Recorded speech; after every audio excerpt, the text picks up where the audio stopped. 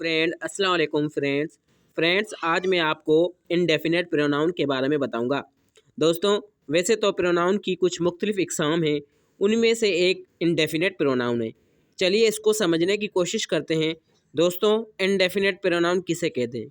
अगर दोस्तों किसी चीज़ या शख्स, जगह या फिर आदमी या फिर किसी चीज़ को भी या फिर जगह को भी हमें एग्जैक्टली इंडिकेट उनको नहीं कर पाते तो हम वहाँ पर इंडेफिनेट प्रोनाउन यूज़ करते हैं। यानी ऐसे कह लें कि we do not want indicate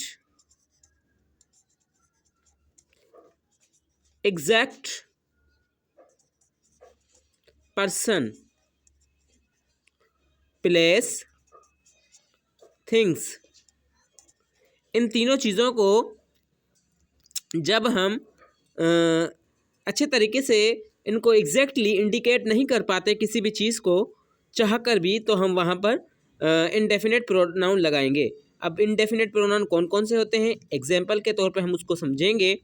आपने लफ्ज़ सुना होगा एनीबॉडी। ये क्या है? ये है इनडेफिनेट प्रोनाउन। इसी तरीके से दूसरा है एनीवन, सम, समबडी, और इसी तरीके से एवरी ऑल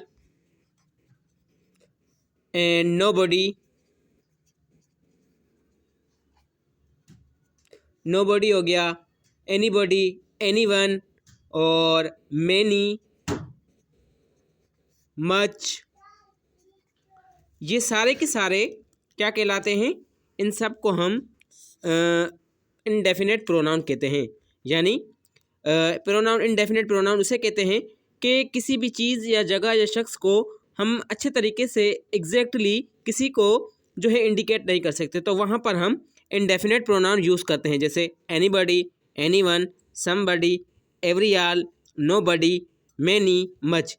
इसका एग्जाम्पल हम जो है वो देखेंगे।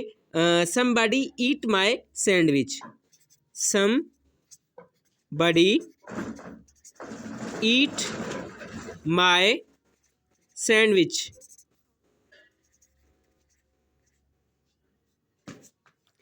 ये एक एग्जाम्पल है, इसको हम इस तरीके से इस्तेमाल कर सकते हैं।